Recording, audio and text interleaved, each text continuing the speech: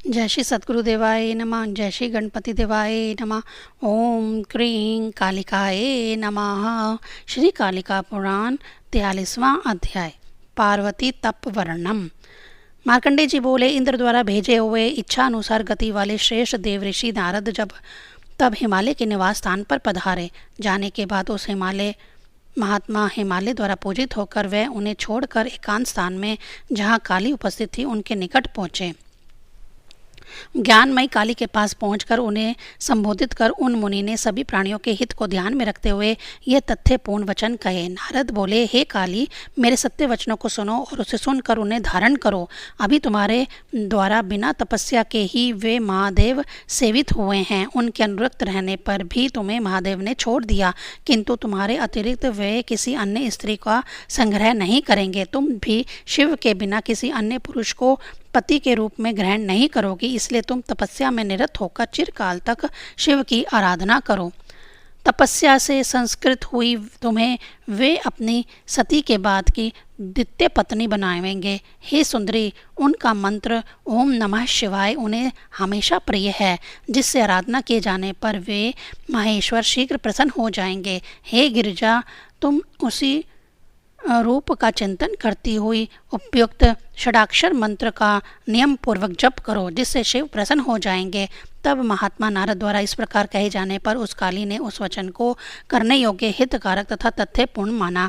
तब नारद काली को तपस्या करने के लिए मनाकर स्वर्ग को चले गए तथा उन काली की व्रत में निश्चित मति हो गई। देव मुनि नारद के चले जाने पर माता मेनका के निकट पहुंचकर उस काली ने शिव के संगम हेतु तपस्या के प्रति अपनी श्रद्धा का उल्लेख किया। काली बोली, हे माता, मैं शिव को प्राप्त करने के लिए तपस्या करने जाऊंगी। आप मुझे आज तपस्या के लिए तपोवन जाने की आज्ञा दीजिए। हे माता, शिव के विरह की अग्नि में मैं जब तक मैं जल न जाऊं, तुम शीघ्र ही पिता से मेरी तपस्या करने की चेष्टा का निवेदन करो। उनके इस वचन को सुनकर मेनका शोक से पीड़ित हो अपनी पुत्री का आलिंगन कर, हे प्रिय, हे पुत्री, तुम तपस्या मत करो, क्योंकि तुम तो कोमल शरीर वाली हो। तपस्या जैसे कठोर कार्य हेतु मत जाओ। मुनियों का शरीर ही तपस्या हेतु समर्थ होता है, ना कि तुम्हारा कोमल शरीर समर्थ है। हे पुत्री, वनवास तो तुम्हारे शत्रुओं के लिए भी अभीष्ट नहीं है, अतः तुम वनवास पूर्वक तपस्या के विचार को छोड़कर अपने अनुरूप जो हितकर कारक तपस्या है उसे करो। मार्कंडेय जी बोले, माता के वचन सुनकर गिरिजा दुखी मन से तपस्या हेतु प्रयत्नशील हो माता से यह वाक्य बोली कि मुझे मत रोको, मैं आज ही वन में तपस्या के लिए जाऊंगी। यदि आपसे आज्ञा ना मिली तो मैं छुपकर भी चली जाऊंगी। मेनका बोली, हे पुत्री, ब्रह्मा विष्णु शिव आदि देवता घरों में ही निरंतर निवास करते हैं, इसलिए अपनी इच्छा अनुसार उन देवताओं को घर में भी पूजा करो। स्त्रियों कि पति के बिना तपोवन में जाने की बात नहीं सुनी गई है, इसलिए हे पुत्री, तपस्या हेतु तुम्हारी वन यात्रा उचित नहीं जान पड़ती। मेनका द्वारा उमा कहकर तपस्या हेतु वन जाने की बात निरस्त की गई। इसी से तभी से उन सती पार्वती ने उमा नाम प्राप्त किया। तब माता के वचनों की अवहेलना कर हिमालय की पुत्री पार्वती ने सखियों के माध्यम से अपनी तपस्या संबंधी उद्यम की जानकारी पिता को दी। उन पर्वत के राजा ने तपस्या के लिए अपनी पुत्री के आचरण एवं चेष्टाओं को जानकर बिना प्रसन्न मन के ही अनुमति प्रदान कर दिया। तब पिता की अनुज्ञा प्राप्त कर पार्वती उस गंगा अवतरण क्षेत्र को गई जहां भगवान शंकर ने कामदेव को भस्म कर दिया था। उस समय गंगा अवतरण नामक हिमालय का वह शिखर उन्हीं की चिंता में निमग्न काली द्वारा शिव शून्य देखा गया। जिस स्थान पर पहले बहुत समय तक शिव ने ध्यान धारण किया था, वही क्षण भर स्थित हो वह देवी विरह से पीड़ित हो गई। उस समय पर्वत नंदिनी पार्वती किसी क्षण चिंता तथा शोक से भरकर अत्यंत दुखी हो हर ऐसा कहकर रोने और विलाप करने लगती।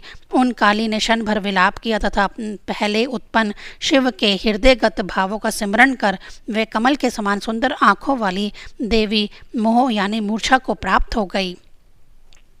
तब बहुत समय के बाद अपने मोह को धैर्यपूर्वक नियंत्रित कर हिमालय की कन्या वहाँ नियमों के लिए दीक्षित हुई। उन्होंने पहले फलाहार करने का, पंचअग्नि सेवन, शिव का चिंतन तथा शिव के ही जप का नियम लिया। ग्रीष्म ऋतु में 4 दिशाओं में सूखी हुई यज्ञ संविधा द्वारा 4 अग्नियों की स्थापना करके वहां 5वें तीव्र किरणों वाले सूर्य को मानकर अपने से 1 हाथ की दूरी पर चारों अग्नियों की वैश्वनार यज्ञ की रीति से स्थापना कर वक्कल वस्त्र धारण कर उनके बीच में स्थित हो सूर्य के बिंब को देखती हुई उन्होंने गर्मी तथा जल में निवास करते हुए शिशिर ऋतु बिता दिया। पहले फलाहार, तत्पश्चात जलाहार, तपस्या के तीसरे क्रम में अपने आप गिरे हुए वृक्षों के पत्तों का भोजन करते हुए क्रमशः उन पत्तों को भी हिमालय की उन पुत्री ने छोड़ दिया। तब निराहार व्रत वाली होकर तपस्या के कारण अत्यंत क्षीणकाय हो गई। भोजन में हिमालय की कन्या ने पत्तों को भी छोड़ दिया, इसलिए देवताओं द्वारा वे पृथ्वी तल पर अपर्णा नाम से पुकारी गई। पंचअग्निव्रत का जल में प्रवेश करने और बसंत ऋतु में एक पैर पर खड़ी होकर हिमालय पुत्री पार्वती ने चिरकाल तक ओम नमः शिवाय इस षडाक्षर मंत्र का जप करते हुए महान तपस्या की। वक्कल वस्त्र एवं जटा समूह को धारण कर उन्होंने दुर्बल काय होते हुए भी शिव के चिंतन में आसक्त हो तपस्या में मुनियों को भी जीत लिया। उनके तपस्या में निरत रहने पर स्वयं भगवान शंकर उनकी रक्षा करते थे। वे प्रसन्न हो उन्हें बल प्रदान करते तथा भयों से उनकी रक्षा भी करते थे। इस प्रकार उन काली को शिव का चिंतन करते तथा तपस्या करते तपोवन में 3000 वर्ष व्यतीत हो गए। 36,000 वर्षों तक अपने ही देख रेख में महादेव शिव द्वारा स्वयं विधि पूर्वक संस्कारित किए जाने से देवी पार्वती शिव के योग्य हो गई। 36,000 वर्ष बीत जाने पर भगवान शंकर ने जहाँ तपस्या किया था क्षण भर वहीं बैठकर देवी ने चिंतन किया, क्या महादेव मुझ नियमों में स्थित को नहीं जानते? चिरकाल तपस्या में संलग्न रहकर भी जिससे मैं उनकी कृपा न प्राप्त कर सकी। मुनियों के द्वारा स्तुति किए गए गरीश यानी शिव का इस लोक में क्या अस्तित्व नहीं है, किंतु देवताओं द्वारा तो शिव सब कुछ जानने वाले, सब जगह गमन करने वाले कहे जाते हैं। वह सब जगह गमनशील, सब कुछ जानने वाले, सबके आत्मरूप, सबके हृदय में स्थित, सब प्रकार का ऐश्वर्य प्रदान करने वाले तथा सबकी भावनाओं को जानने वाले देवता हैं। यदि मेनका माता का, मेरी और सती का, वृषभध्वज शिव के अतिरिक्त अन्य किसी में अनुराग न हो तो उपयुक्त शंकर प्रसन्न होवे। यदि यह षडाक्षर मंत्र नारद के मुख से निकला तथा मेरे द्वारा भक्तिपूर्वक जपा गया हो तो उस मंत्र के जप से शिव प्रसन्न होवे। यदि तपस्या सच्चाई से की गई हो, शिव की आराधना सच्ची हो, यदि तपस्या सार्थक होवे तो उससे भगवान शंकर प्रसन्न होवे। मार्कंडेय जी बोले, शिव इस प्रकार शिव के आश्रम में जब वे जटा और वक्कल से सुशोभित उस दीन वेश में नीचे मुंह किए सोच रही थी, उसी समय ब्रह्मचारी व्रत धारण करने वाला कृष्ण मर्गचरम का उत्तरीय और दंड तथा कमंडलधारी कोई ब्राह्मण वहां उपस्थित हुआ। तब भारी श्री से दीप्तिमान स्वर्ण के समान सुंदर घिरी हुई जटाओं से घिरे पतले शरीर वाले ब्राह्मण रूप धारण कर शिव स्वयं काली के सन्मुख उपस्थित हुए। तब उन ब्राह्मण वेशधारी शिव ने उनके प्रेम को प्रत्यक्ष रूप से जानने तथा उनके वचनों को सुनने की इच्छा से सर्वप्रथम काली के पास पहुंचकर बोलने में कुशल गिरजा से विचित्र रहस्यमय वाक्यों द्वारा प्रश्न किया। ब्राह्मण ने कहा, हे कल्याणी, तुम कौन हो, किसकी कन्या हो, किस लिए इस निर्जन वन में नित्यात्मा मुनियों के लिए भी कठिन यह तपस्या कर रही हो? इस समय ना तो तुम बाला यानी बच्ची हो, ना वृद्ध हो, तुम तो अत्यंत सुंदरी युवती हो, फिर बिना पति का दर्शन किए क्यों तपस्या कर रही हो? हे बद्रे, अथवा क्या तुम किसी की सहचरणी तपस्विनी हो और वह तपस्वी इस समय तुम्हें छोड़कर पुष्प आदि लाने हेतु कहीं दूसरे स्थान चला गया है? यदि तुम्हारे द्वारा गोपनीय ना हो तो वह सब मुझे बताओ। यदि तुम्हारे मन में कोई क्रोध शोभ है तो भी उसे मैं दूर करने में समर्थ हूँ, तुम उसे भी बतलाओ। उस ब्राह्मण द्वारा ऐसे कहे जाने पर नेत्रों के संकेत से पार्वती ने अपनी सखी को उसे उत्तर देने के लिए नियुक्त किया। तब उस विजय नाम की उसकी सखी ने गिरजा के मुख को देखते हुए उनके वचनानुसार ब्राह्मण से यह तथ्यपूर्ण वचन कहे। विजया बोली, ये पर्वतराज हिमालय की सुंदरी कन्या है जो काली और पार्वती नाम से प्रसिद्ध है, जो किसी से कुछ नहीं बोलती तथा वृषभध्वज शिव को ही अपने पति के रूप में चाहती हुई तीव्र तपस्या कर रही है। 36,000 वर्षों तक तपस्या करने के पश्चात भी यह देवी पार्वती आज भी भगवान शंकर को प्राप्त नहीं कर सकी, जबकि तपस्वियों, देवताओं और मुनियों द्वारा यह कहा जाता है कि महादेव शंकर जो गिरीश भी हैं वे सर्वत्र गमन करने वाले परमेश्वर हैं। वे क्या इसको नहीं जानते, या क्या वे इस समय हिमालय में नहीं हैं? इन्हीं चिंताओं से पीड़ित हो ये सुख का अनुभव नहीं करती है। हे सुंदर व्रतों वाले ब्राह्मण देव, यदि इनके द्वारा बिना प्रार्थना किए ही आप दया करके इन्हें सुख दे सकते हैं तो आज आप शंकर भगवान से इनका मिलन कराओ। मार्कंडेय जी बोले, उस विजय की इन बातों को सुनकर ब्रह्मचारी वेशधारी उस ब्राह्मण ने मुस्कुराते हुए किंतु तिरस्कार पूर्वक पार्वती से यह वचन कहे। ब्राह्मण बोले, हे देवी, मेरा दर्शन अमोघ है, निष्फल नहीं जाता। मैं शिव को भी लाने में समर्थ हूँ, किंतु आज मैं तुमसे अपना एक निश्चित विचार रखता हूँ, तुम उसे सुनो। शिव बोले, मैं उस तुम्हारे आराध्य महादेव को जानता हूँ, तुम्हें भी बता रहा हूँ, उसे सुनो। वे महादेव बैल चिन्हित ध्वजा वाले हैं। वे जटा धारण किए रहते तथा भस्म पोतते रहते हैं। बाघ के चमड़े को वे वस्त्र के रूप में धारण करते हैं तथा हाथी के चमड़े को भी लपेटे रहते हैं। वे कपाल धारण करते हैं और सारे शरीर में सर्पों के समुदाय भी लपेटे रहते हैं। उनका गला विष से जला हुआ है। उनके 3 भद्दे नेत्र हैं। वे देखने में भयानक हैं। उनके जन्म के विषय में कोई ज्ञान नहीं है। वे कुल गोत्र रहित हैं। इस समय वे निरंतर ग्रह भोग से रहित रहते हैं। वे जाति भाइयों से हीन, उनके खाने पीने से रहित हैं तथा अपने स्वजनों के संग से रोके जाने के कारण सदैव शमशान में निवास करने वाले हैं। वे गर्जना करते हुए भयानक तीखे भूतों के समूह से सदैव घिरे रहते हैं। उनकी श्रृंगार रस में कोई रुचि नहीं है, ना तो उनकी कोई स्त्री या पुत्र ही है। ऐसी परिस्थिति में किस कारण से तुम उन्हें अपना पति बनाना चाहती हो? उनके अन्य कार्यों के विषय में पहले से ही मेरे द्वारा बहुत कुछ सुना गया है। आज मैं तुमसे कहता हूँ, सुनो। यदि अच्छा लगे तो उसे ग्रहण करो। प्राचीन काल में दक्ष प्रजापति की सती नाम की एक साध्वी कन्या ने वृषवान शिव को पति के रूप में वर्ण किया था। देववश से उसे शिव का संभोग सुख भी नहीं मिला तथा कपालधारी की पत्नी है, इस हेतु दक्ष द्वारा भी वह त्याग दी गई। शिव को यज्ञ भाग देने का निषेध कर दिया गया।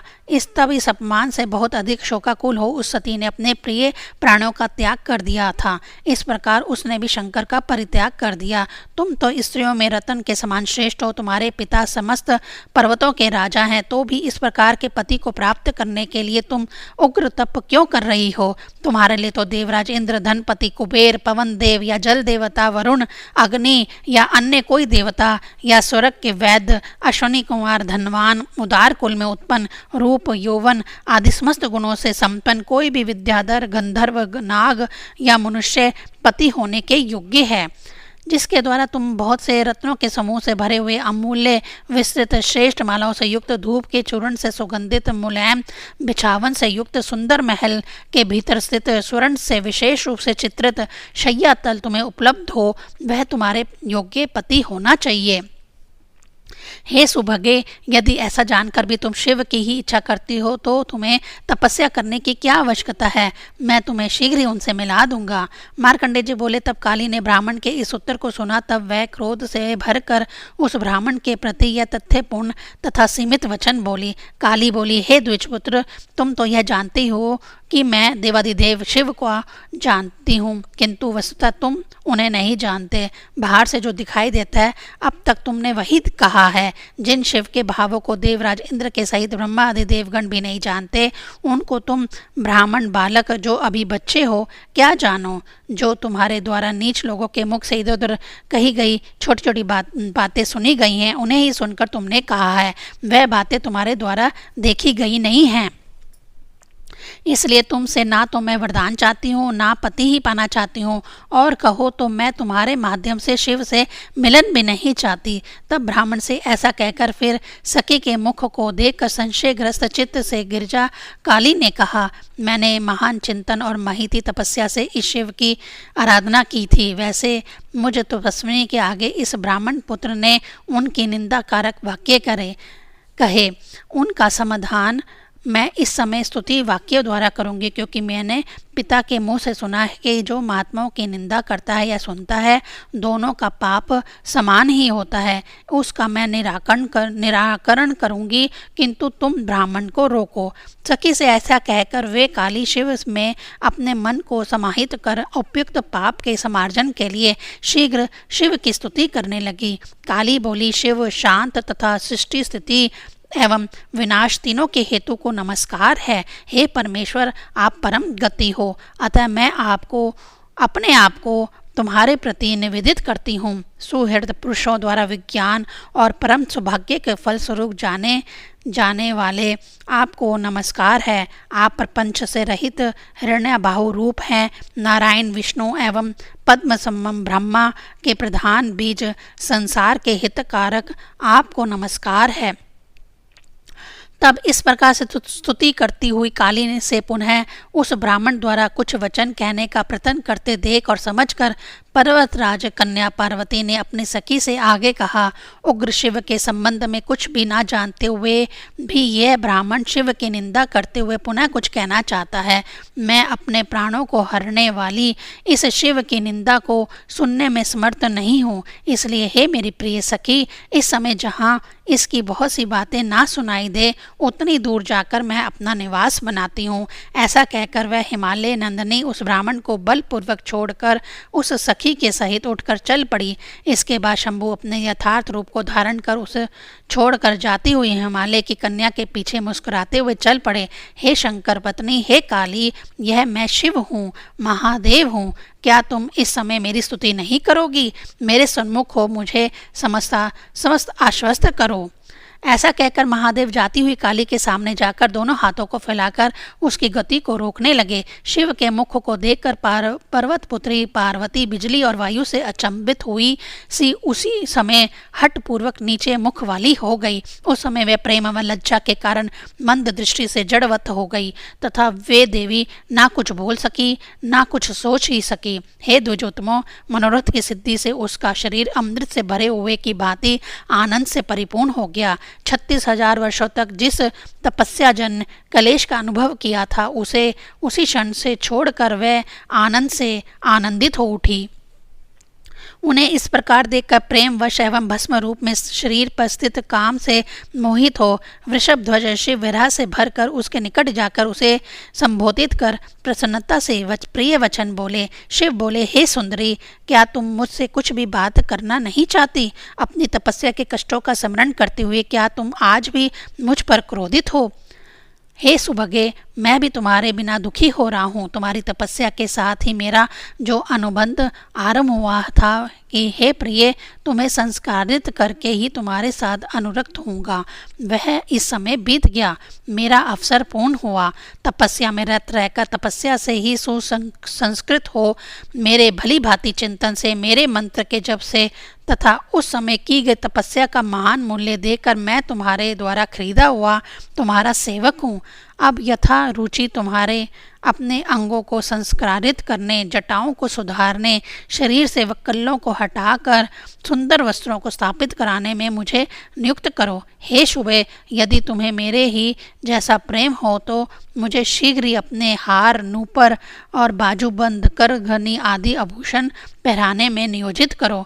जो कामदेव पहले मेरे द्वारा जला दिया गया था, वही आज भस्म के रूप में मेरे शरीर पर स्थित हो मुझे अपना बदला लेते हुए तुम्हारे सामने जलाने की इच्छा रखता है। हे मन को हरने वाली, अपने अंग रूपी अमृत का दान कर उस अग्नि के समान काम से मेरा उद्धार करो। हे मेरे प्रिय, तुम प्रसन्न हो। श्री कालिका पुराण में पार्वती तप वर्णन नामक 43वां अध्याय संपूर्ण हुआ। ओम क्रीं कालिकाये नमः।